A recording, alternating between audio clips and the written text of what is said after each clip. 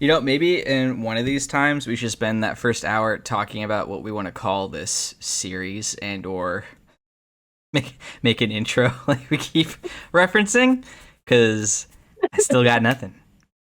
Yeah, no, I feel like I should have some sort of skill in that area with all the stuff that I do, but I am totally blank. I've got nothing. It's been 3 weeks. I should. I've done this 4 times. But anyway, I know music. I know shows. I know nerds. I know YouTube. And yet, no. We'll work on it. But anyway, we're back with whatever this is. And I'm Andrew. Woo! And you're... Matt. There we go. Yay. We get closer to time like every single time. Eventually it'll be like muscle. I'll say Andrew and you'll say... No. All right. But we're back and we're doing Indiana Jones 3, The Last Crusade, which you have never seen this one? You haven't seen any of them, right? Or have you seen parts of one of them? I had seen the end of this one previously. Okay. And I had also seen bits of an action sequence from the next one. Okay. Well, since you're new to this franchise as a whole, I'll let you begin with your general thoughts. Okay. Overall, I did actually like this one. I was struggling with the previous two, as you may know. Right. But I felt like they were more like having his like dad in the story made things a little bit more interesting for me, at least character-wise. Mm-hmm. I was not a fan of the German doctor character. She was weird. Really? You didn't love her inclusion? I feel like there were things about her that kind of worked, but then a lot of it just didn't. It was like really extreme femme fatale, and it didn't work. It's the 80s. Yeah. But yeah, the action sequences were fun. The fact that it was like kind of jumped all over the map a little bit was fun. Yeah. I liked a lot of the shenanigans. I liked the bickering that he had, kind of like with his dad, but the fact that they like both really show skill in both like their own ways. It was a pretty solid one, and the way that it ended was interesting as well. Even though they don't actually spend a lot of time with the whole Temple's trap situation in this movie, what they did have was good and concentrated, and they made use of it. So yes, I totally agree. This was from like the blimp to the end was the first Indiana Jones thing I had ever seen as a kid. I saw it when I was like 7 or 8 years old, and I had no idea what it was, and I loved it. I thought it was so cool. The traps and the riddles at the end I found fascinating. Thought the night was really cool. The whole cup twist. I was also, as you know, not super into the stories of the Bible. So when they're looking at all the cups, I was like, that one! It's that one! It's gotta be that one! Like the great big one. And then he picks up the little wooden one. I was like, what? But like, I mean, of course, it makes perfect sense. I just didn't understand at the time. But I found the night to be mystifying. When he steps off the ledge for the first time as well, that blew my mind as a child. That still was a great, like the way that they film it too, so it looks like he's standing on nothing, and they lean just to the side so you can see that it's an optical illusion, and they put you back. That was really cool. Yeah. So before we talk too much about the ending, having gone back and watched them all a couple of years ago and then watching them again, I do still think this one might be my favorite. I don't know if I could argue it's the best one. I think it's possible you could, but I really, really like this one. I totally agree. I honestly think the best part of this movie is the interactions between him and his dad. They're hilarious. I do think you could argue this is the funniest one. I love so much when he throws I don't think you could say that word on YouTube, the bad German man out of the blimp and says no ticket, and everyone starts everyone's just like, I got a ticket. It's so funny. And when they burn down the castle and they go into the fireplace, like it's just, and it's a secret door, and they're flipping back and forth. It's so good. I love it, and I love how his dad takes down the plane with the birds, because like you said, and I think they do show it very well. They're both kind of bumbling geniuses. Neither one of them really has a whole handle on it, but they're both adaptive and intelligent, and they do things by accident all the time, and they do things on purpose all the time. Like it's very balanced. Because at first, when they introduce his dad's character, the things he does that end up working are purely by accident. He starts the fire by accident. He finds the secret stairs by accident. But then he starts showing that he actually knows what he's doing. They don't make him a full-on bumbling idiot, which they could have. I also, I know I'm talking a lot, but I want to mention this before I forget it.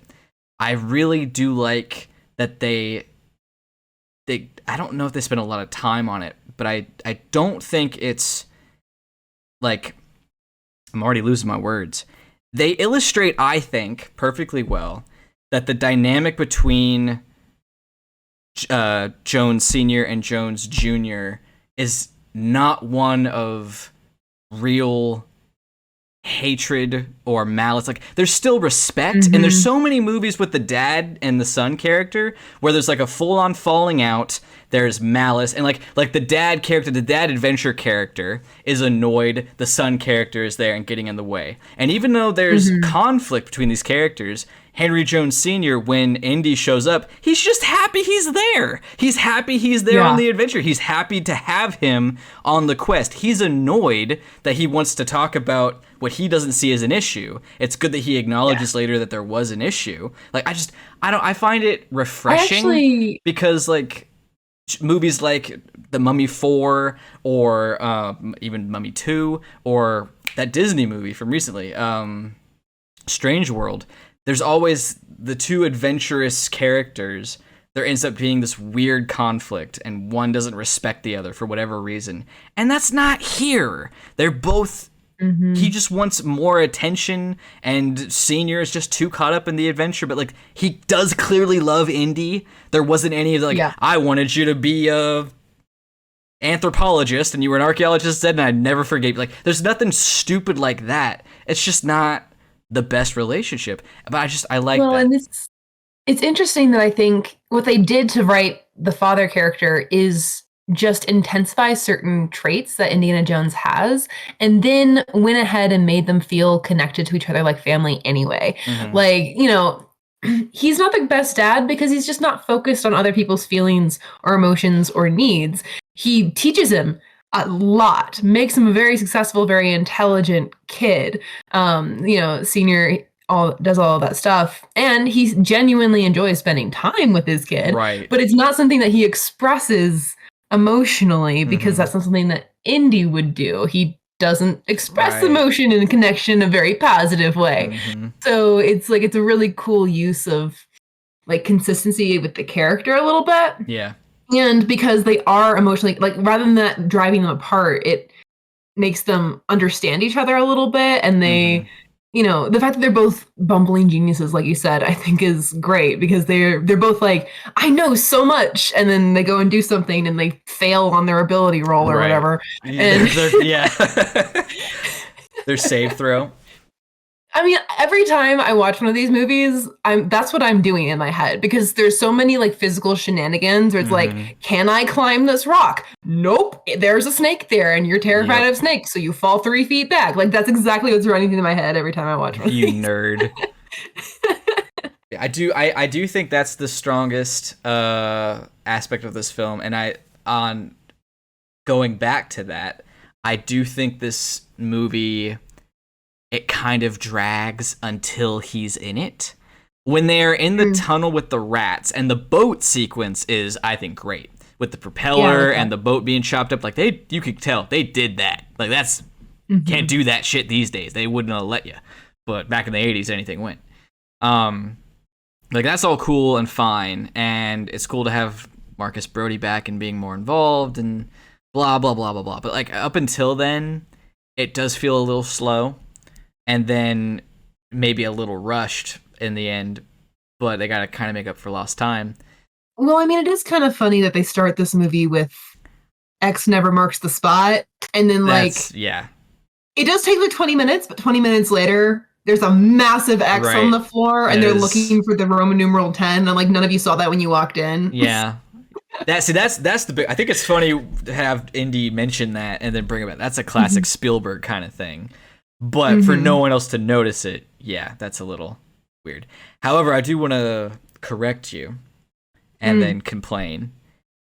The beginning of this movie is a little adventure with Little Jones back in his Boy Scout days. Yes. See, I only bring it up because I don't like it.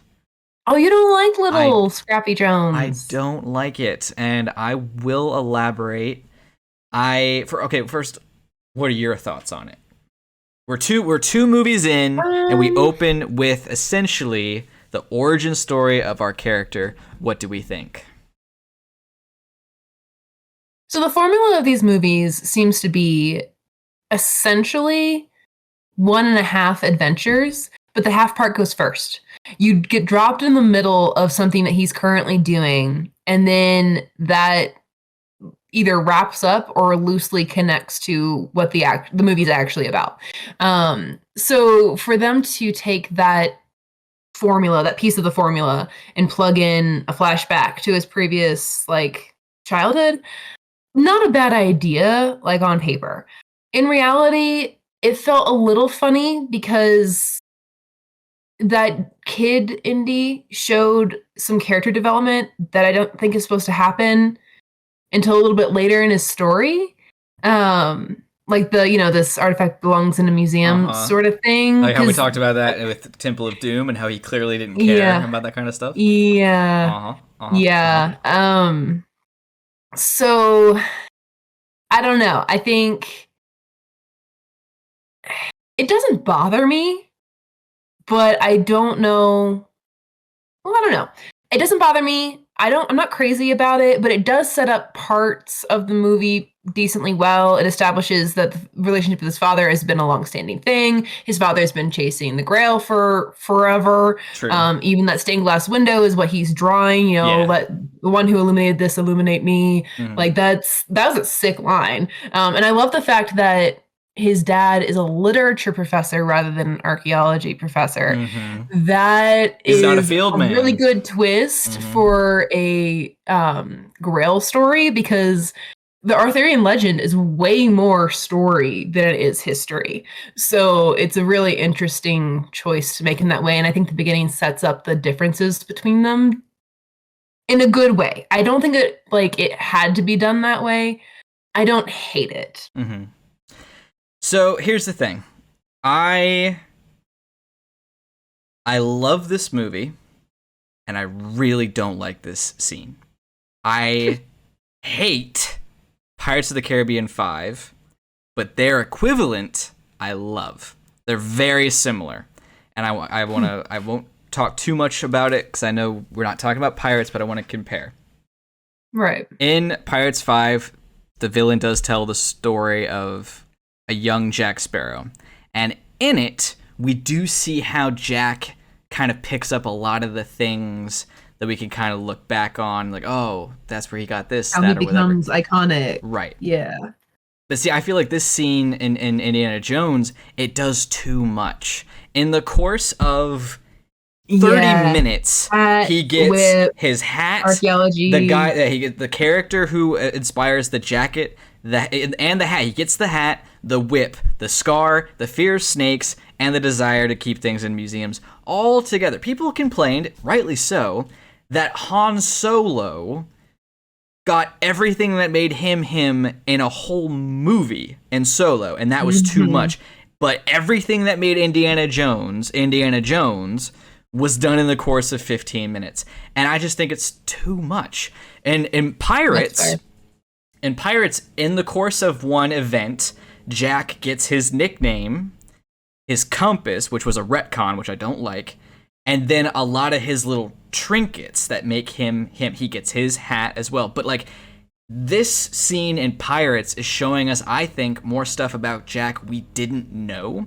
Because throughout all of his movies, he's obsessed with his hat. He's obsessed with his things, and most of them, it's just trash. It's not important. His sword isn't that good. His little beads and stuff aren't that important. And we find out they were tribute and gifts from his first crew after he saved their lives, and that's why he loves them so much. It was because it's his first crew. It tells us something we didn't know. He doesn't get his first tattoo. He doesn't immediately get his beard. He doesn't immediately show that he loves rum. He doesn't meet Gibbs. He doesn't immediately find a map to the first treasure he fights.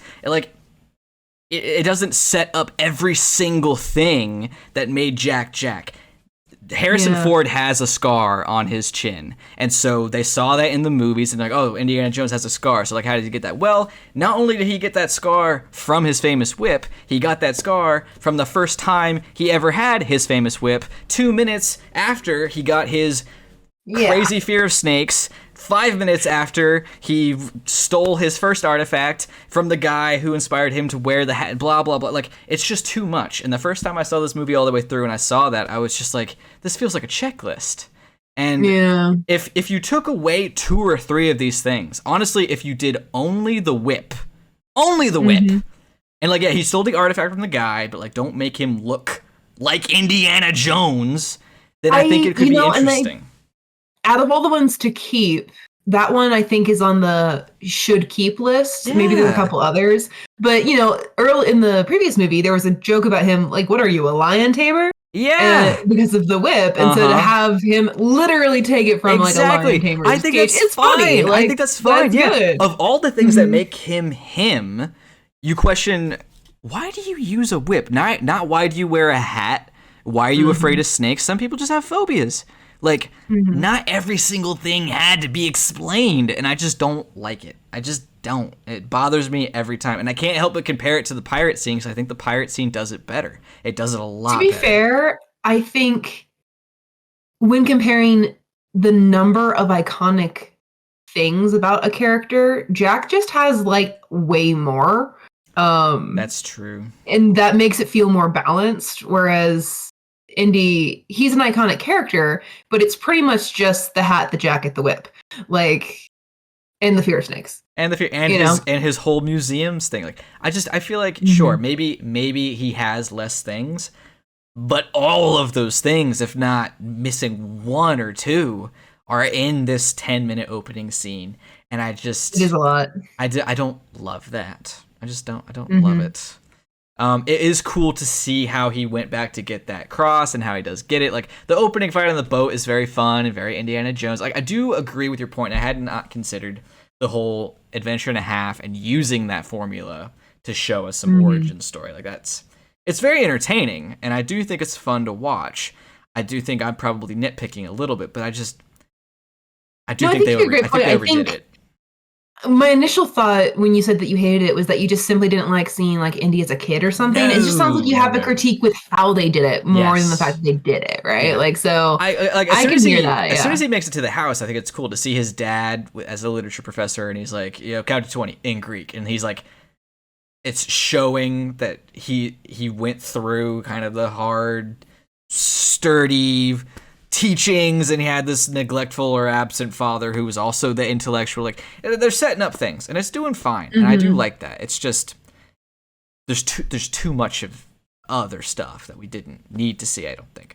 But going back into the main bulk of the movie, but then it starts and it's a little slow, I do think, like we said. I wasn't crazy about Dr. Schneider either, because the most interesting thing is that she's a traitor, and then it's slightly more interesting that she's a traitor to the traitors. But then it's like, when she dies, it's like, burning books or whatever. But yeah, that's what the Nazis are, man. The Nazis are all about a lack of free information, and if you are all about knowledge and knowing stuff, why are you wanting to share that with people? You shouldn't be aligned with the Nazis. Yeah. Like, if they had made it more like they were her vehicle to access things, that would have been more interesting. But like, I feel like if they try to do that, they don't do it enough, or they turn it on like too late. It just doesn't. They don't really offer anything that the Jones boys can't do. Like, see, I don't know.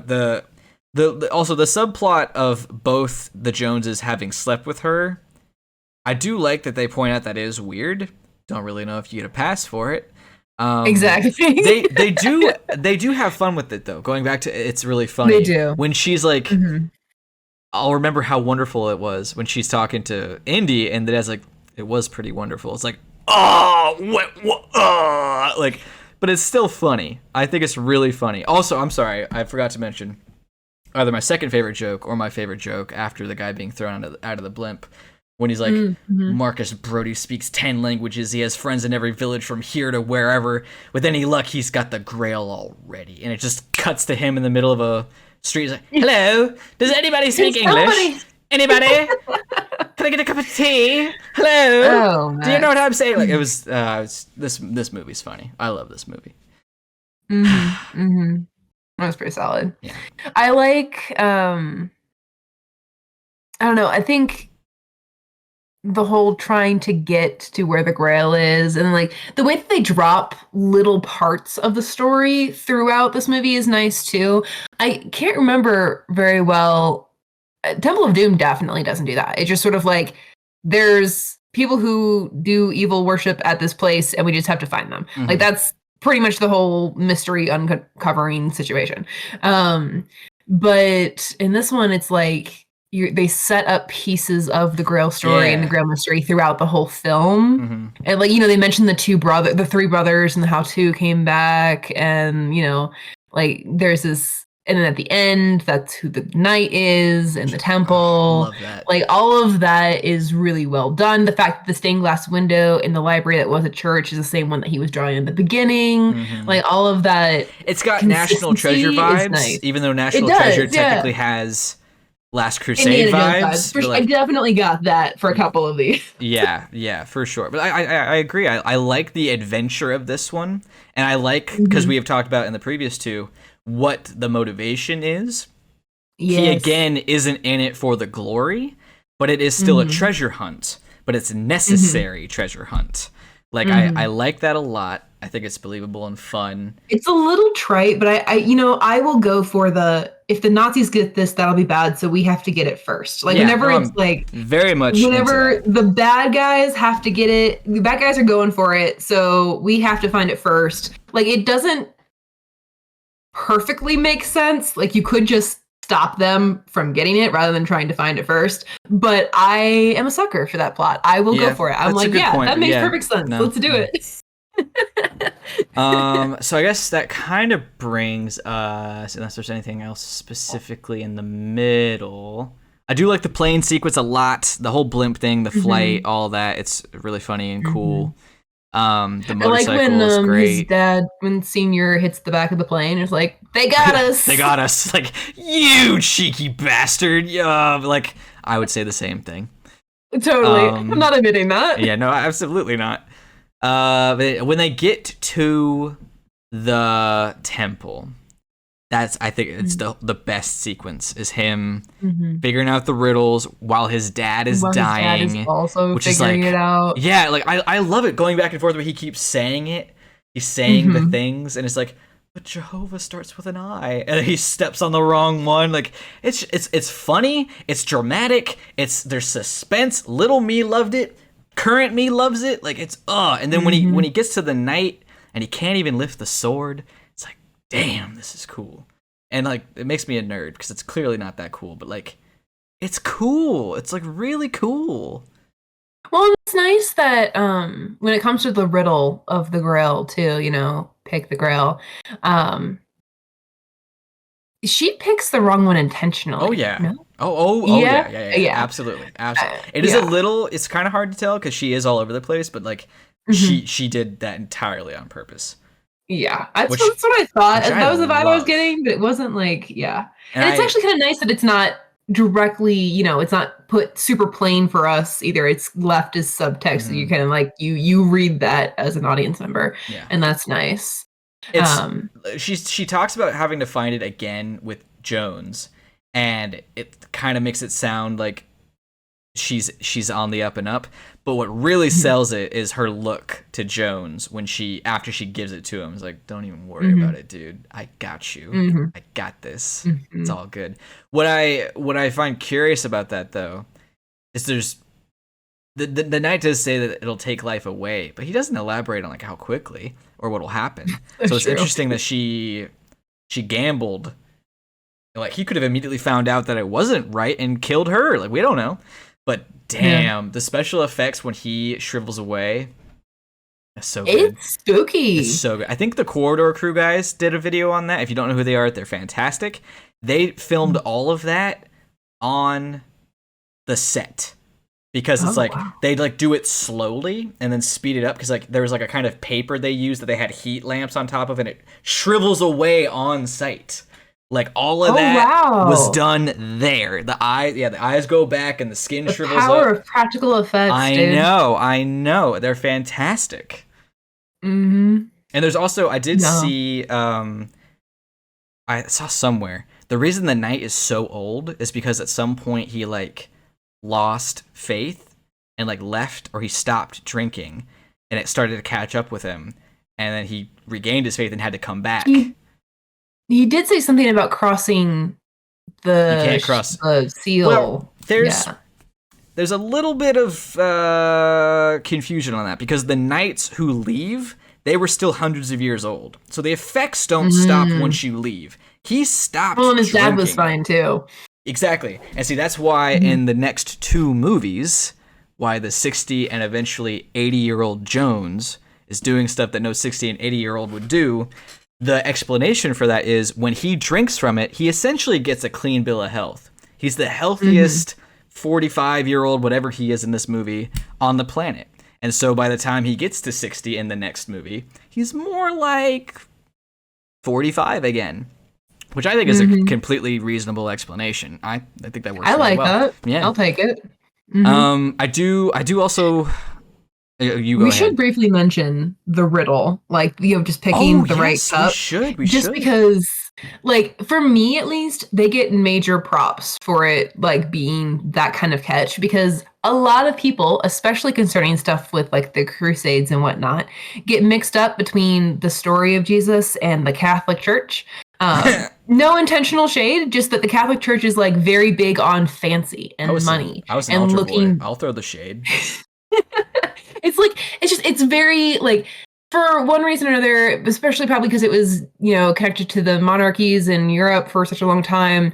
It is decadent. Grandiose. Like, Opulent. To the point of like, and I think the philosophy on paper at least was, we want to show our dedication, our worship to God by giving our best artists and whatever, which is an interesting philosophy, but really just kind of resulted in making everybody a little poor. Whereas Jesus himself, like, he was in a borrowed room for the Last Supper. Like, he didn't have a house. He owned like one shirt, and when his sandals wore out, he bought a new pair. Like, I wonder if at the time when this movie came out, if big religion buffs or just nerds, history nerds, knew what to look for, like what was the chalice gonna be, and they're like, when they pick up the wooden one, they're like, yes, that one. Or if people are more like, huh, like all the huhs were Catholics.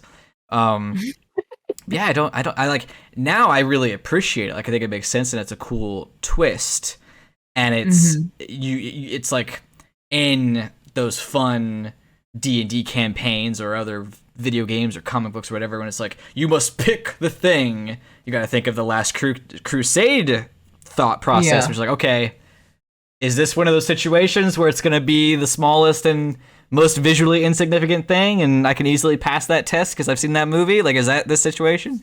Like, it was cool that they did that. I can't help but ask, though, and I know blasphemous to question God, but like, if you can't take the cup past the seal, what exactly is the point? Why is God leaving all these things on earth just to bury them and do nothing with them? The Grail is not a biblical thing. The Ark of the Covenant is, but the Grail isn't. The Grail is actually more Arthurian legend / other stuff. My bad. It's no big deal. I mean, it's mixed in with all of that. And the idea is that the Grail has power because it's what Jesus drank out of. And it's sort of like, there's a moment in the Bible where somebody like touches his robe and is healed no, because of it. I see. In the book, it's not a piece of treasure. It's just a thing. And we made it treasure because it. Exactly. I gotcha. And then it doesn't have any magical powers in the Bible. It's literally like they don't even mention a cup except for the fact that they like dip something in it once. Gotcha. Like it's not significant at all. And then Arthurian legend and all this other like tradition and stuff cropped up and made it like this Fountain of Youth style thing. And it's classic. It's not an actual, as far as I understand, it's not an actual Christian iconography thing. It'd be funny if there were people that thought it was purely because of this movie. Like truly. Well, again, the Grail is supposed to be the cup that Jesus drank out of. So it is very closely connected to that. Like it's based off of Jesus, but it's not from the book. Do you know in Arthurian legend, does it have powers? Yeah. Oh, it does? Okay. I didn't know if it was just like sometimes it's a historical thing. Because I don't remember in Monty Python if it has powers when they're looking for it. If it's just sometimes a historical it's just a ceremonial thing. It's like it has huge religious and political importance. Of course. And other times it has various miraculous things attributed to it. Cool. Last thing, we're a little over time, just for like what we're shooting for, but like no big deal. It's the third in our trilogy. How do you feel about finding out that the classic Indiana Jones name and title and all that is named after a dog? It's a weird choice. It's a weird choice. I don't hate it. It doesn't ruin things for me, but it's a weird choice. I can't help but think, though, there's so many people that hate so badly that even after getting a ghost nod from both of them, Rey calling herself Rey Skywalker is the worst thing in the whole world. But everyone's fine with calling Indiana Jones, even though he's named himself after a dog. You can't pick and choose which ones you think are dumb. They're either both dumb or they're both fine. I think they're both fine. I'm going to give a small pushback, because I actually don't take big issue with Rey calling herself Rey Skywalker at the end. It's kind of a bad movie throughout, so that's not what I get mad about when I think about that movie. Good point. But I feel like the difference is Indy's only name until he chooses Indiana Jones is Henry Jones, because that's his dad's name. And that means he doesn't have his own name, that or he just constantly gets called Junior, which can be pretty demeaning. Yeah. So he has an emotional motivation to escape that. And the fact that he picked the Indiana when he was like a kid, that makes sense that he would pick his dog's name. That's just cute kid shenanigans. I do think, though, I think there's plenty of heart to it. And I really do love that after the whole movie of being called Junior, and even though he still plays with it later, when it gets time to seriousness, to bring him back from the dragon sickness, if you will, of treasure, he calls him Indiana in all seriousness. It's a great moment. It's a very sweet moment. I just think it's funny the chosen names that movie fans choose to think are fine and which ones are dumb, when I think they're all fairly comparable. Well, and I hadn't really wrapped up, because I think Indy's is fine because of all those stuff. Rey's is... it almost seems like a franchise move rather than a character move. Rey has never felt the need to... I mean, she's always wanted a family. I'll give you that. She has always wanted a family. And after interacting with Han and Leia and Luke and Kylo, it makes sense that she would pick the Skywalker name to go with. That said, I don't know that Rey ever felt a significance of a name like that. Like, I don't know that makes sense for her character to, now that all the Skywalkers are dead, I'm taking that name. Like, does that make any sense? I don't know. It doesn't sit at quite the same for me. It's fine. I guess it doesn't have the same. I think you have a point. However, I think unfortunately that point there has to be a pin put in that point, because with the new movies coming out, she may end up becoming an incredibly significant character, and looking back on it now, it'll make perfect sense. And we'll look at history as the time she became the adoptive Skywalker, and she's just a part of the fold. So that we'll just have to wait and see. But you make a good point. You do make a good point. Yeah. But I think that's Indiana Jones 3, unless there's anything else to add. They do quite literally ride off into the sunset. That's true. It's worth noting that they have a cool moment with Dr. Schneider as she's reaching for the Grail, and it's her hubris. She falls for it. Mm-hmm. And Indy is going to do the same thing. I mean, he's trying to save her. He watches her fall to her death because of it. He ends up in the exact same position, not 30 seconds later, and he is about to be taken by the same temptation. And it's, you were talking about the Call of the Treasure, Dragon Eyes or whatever. Yeah, it was good. That was a good moment to bring him out of it. But it was nice to have that moment in there, because the moment she was doing that and he was yelling at her about that, I was like, you hypocrite, you would do the same thing. Yeah. 30 seconds later, he does. And I was like, okay, at least they're aware. It's so weirdly eerie and cool to see the night wave to them. I don't know. I find him his ghostliness and his strange wonder and somberness. I've always found it intriguing. But I guess that is where we're at for Indiana Jones 3. We've completed a trilogy. Cool beans. They ride off into the sunset. It's over. It's done. Yay. Give it 20 years, and it'll come back. We'll be back. We can't let things die. Nope, never. Until next time. Bye. Adios. Don't have an outro either. Brief thing. Not starting the next one. I referenced in a funny way, you can't say Nazi, and you said it like 15 times. I think the third time I said it, I was like, oh, oops. Honestly, I don't think it matters, because at this point, we can't monetize anything. And I think that's what it is. I just couldn't recall. That's why you can't say it if you're trying to monetize stuff. We don't have to worry about that, so it's fine. Okay. I just thought it was funny. It's just like every time you said it, it was like, if we want to go for that, I can change it. Because at first, I noticed that's what you were doing, and then I just got into it, and then I think the third time I said it, I was like, wait, I shouldn't have done that. There was like a sentence. I don't know what sentence it was, though. It was like, the Nazis. The Nazis. Let me tell you about the Nazis. The Nazis are like the worst. Like when you're the Nazis, the thing the Nazis do, and I was like, oh my God. I don't like to be censored. Hey, put that on a t-shirt, because right on.